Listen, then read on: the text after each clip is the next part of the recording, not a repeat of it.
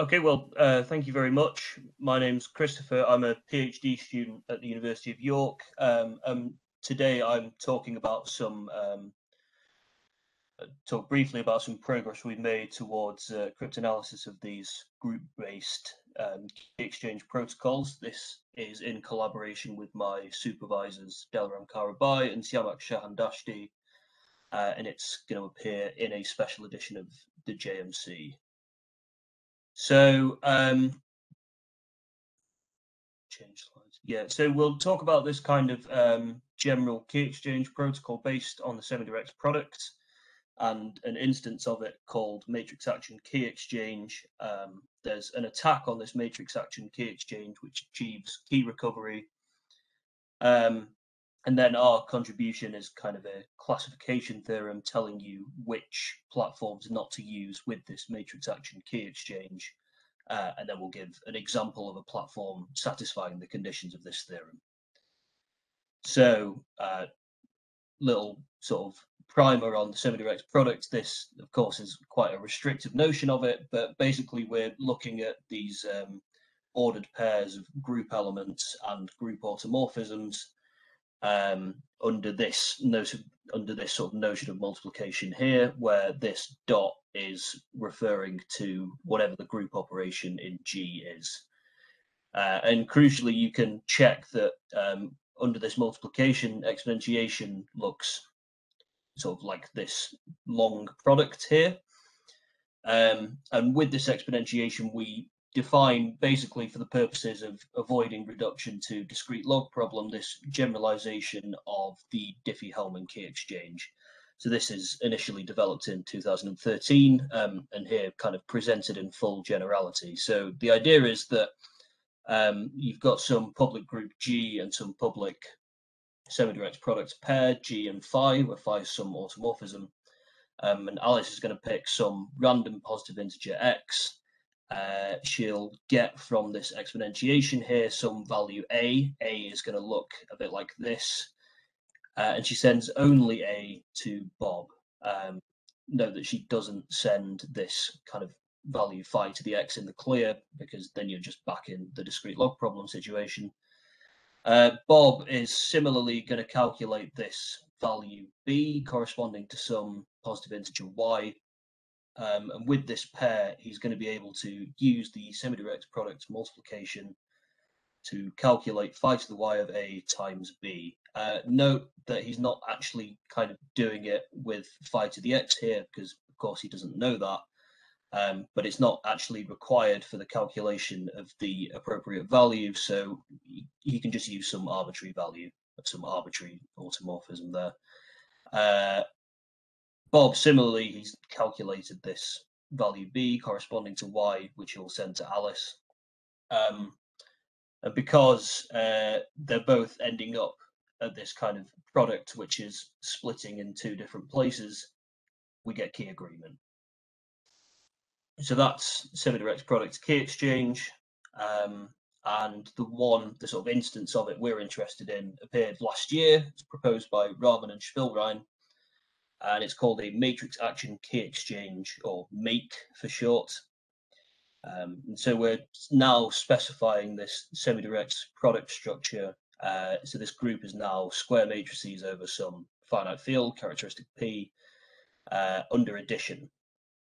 So now the kind of form of the values is going to look slightly different because we're adding, not multiplying. So the public information is going to be this pair M and phi. Phi here is determined by these sort of auxiliary non-invertible matrices H1 and H2.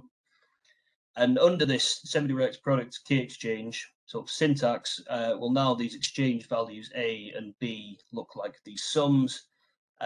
The key is going to be the sum up to x plus y minus 1 of these values, and that splits in two different places, and these are the two values that Bob and Alice are going to arrive at. And so it turns out we can achieve key recovery in this case. The way we're going to do that is by looking to recover this value h1 to the x, b, h2 to the x. That's sufficient because once we've done that, we can just add a back on. So the way we're going to do this is with a couple of tools. One of them is called the telescoping equality, which applies in sort of the full generality of this protocol. And the point is that, so suppose we've kind of observed some round of key exchange, and now this value a and its corresponding exponent x is fixed. Well, then this product is going to split in two ways. So we can either calculate phi to the a times g, or phi to the x of g times a. And the point is that to an eavesdropper, phi of a, g, and a are all publicly available. And if we can sort of use that to solve this equation and recover this value in red, this phi to the x of g is apparently encoding some information about the private exponent x, which we might be able to exploit. In the case of the matrix action key exchange, because we're using addition, we could just subtract a and recover this value h1 to the x, h2 to the x uniquely. Note that in general, we're not always able to do so uniquely. And so now we kind of need to work out how to get from this value to this h1 to the x b h2 to the x that I mentioned.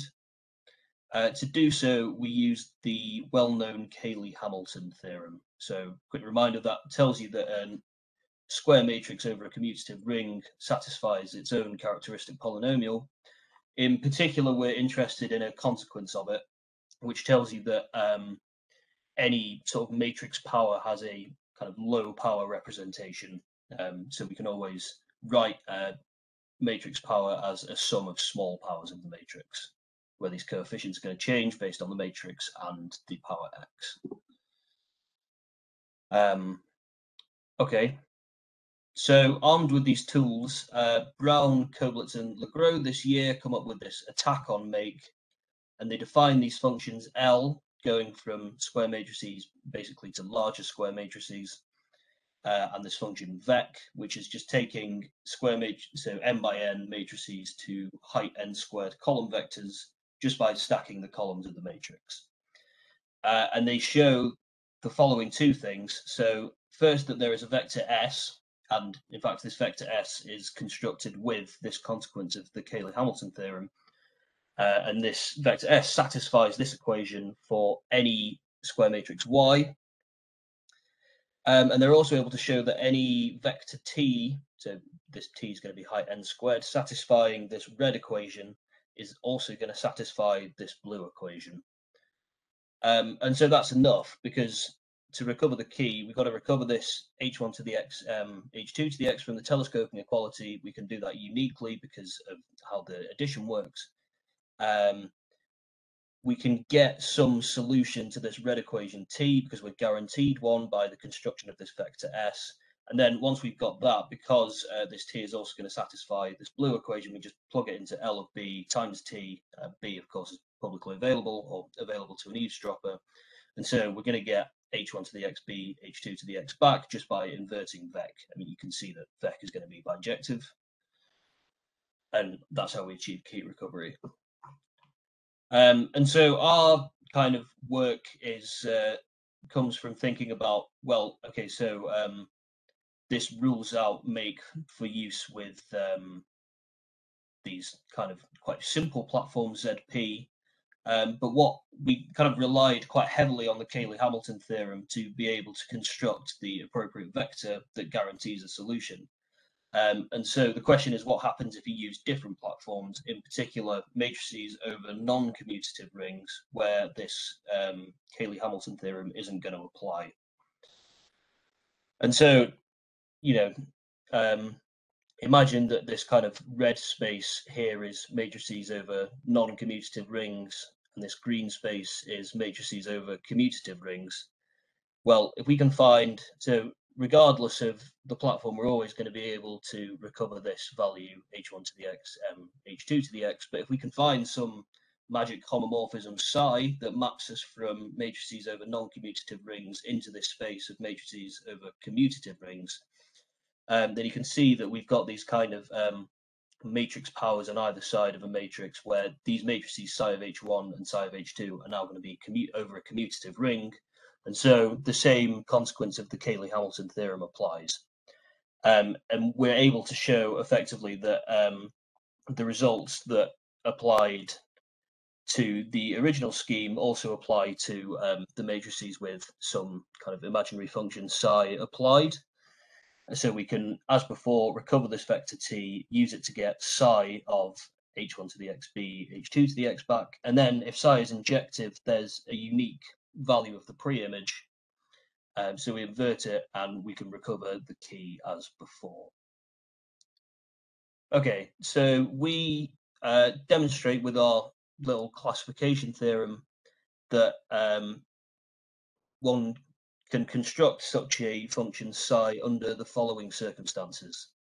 So consider some platform candidate, some candidate platform n by n matrices over R, where R is now not necessarily commutative. Well, if there is an injective ring homomorphism phi going from R to square matrices over some commutative ring S, then the function psi, which is basically just taking, so suppose you've got a square matrix over the ring R, and you replace each entry with its commutative matrix defined by this function phi.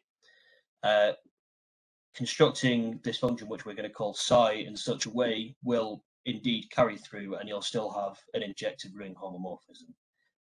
And so under these circumstances, we've got this kind of special function psi we wanted, and therefore we could just kind of proceed with the attack from there.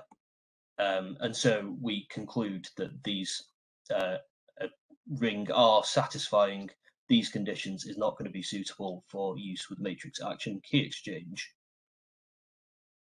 So that's kind of all well and good. We'd also like to know if there's any examples of rings satisfying this condition. And in fact, there are. So the kind of first one we look at are these special types of group rings, where G is this non-abelian group and R is a commutative ring. So it's kind of quite a nice way to build a non-commutative ring in scalable fashion from a commutative ring. The reason we kind of looked at these initially is because actually matrices over these group rings, these non-commutative group rings, are the original platform suggested for use with the semidirect products key exchange. So they originally suggest using matrices over an object of this type and an automorphism just of conjugation. And so these group rings kind of look like these formal sums where AG is a ring element and G is a group element. We have this kind of component-wise addition and multiplication defined by convolution, and then because this group G is non-abelian, we'll end up with a non-commutative multiplication. The other thing to note is that because it's kind of defined as these formal sums, this group G is effectively serving as a basis. So we can write these group ring elements as column vectors if we like. Basically depending on some arbitrary enumeration of G, because that's going to determine which ring elements go in which position in the column vector. But suppose we've decided on such an enumeration, then we can see here that, so because this group ring is a free R module, so we can think about matrix multiplication by, in this case, a permutation matrix that, or in general, just a matrix in the rank M, where M is the size of the group, general linear group over the ring R. But you can see that this matrix multiplication here has the same effect as group ring multiplication by this vector here, which is going to correspond to a group element. So these are kind of the basis vectors of our free R module. And so that kind of suggests some correspondence between the group G and this general linear group rank M over R. So put differently, since left multiplication by a group element permutes the basis of a rank M R module, we're going to get this map T going from the group into the general linear group. And again, M here is the size of the group, which is finite. And this general linear group element T of G has matrix representation, which depends on a choice of basis. As we said, the choice of basis is basically just how we enumerate the group G. And so we get a map phi going from the group ring to square matrices over this ring R, just by taking the coefficients in the formal sum in the group ring and doing standard scalar multiplication of these matrices, adding them all together. So this is going to be a well-defined function outputting a square matrix over the ring R. But remember, we're saying this ring R is commutative now because these group rings were kind of a way of building non-commutative rings from group rings. And we're able to demonstrate basically that phi is an injective ring homomorphism. And so because we've got this map from the candidate platform to square matrices over a commutative ring, we satisfy the conditions of our theorem and therefore conclude that group rings of this type are unsuitable for use with the matrix action key exchange. So basically, we've got an example of something that you shouldn't use. A quick word on efficiency of the attack in the case of group rings. So the attack is going to be polynomial in the dimension of a representation of G, basically because you're solving, so you're kind of picking n. So the matrices you can see here have size m times n, you're choosing n, and then you're having to solve a bunch of matrix equations in these mn by mn matrices. So the attack is going to be polynomial in a dimension of a representation of G. Now we've picked the left regular representation here, but the situation could be worse if you can find a lower dimension faithful, but faithful basically read a representation that's going to output a kind of injective homomorphism. So it could be worse if you can find a lower dimension faithful representation, but conversely, some groups have this kind of large lower bound on the dimension of a faithful representation. So, for example, certain P groups. So should one wish to use this platform anyway for use with the matrix action key exchange, you should pick such a group, like a group with a large lower bound on dimension of faithful representation. Although the time complexity of the attack will still be polynomial, the hope is that you kind of, if you plug in large enough parameters, it'll still be infeasible.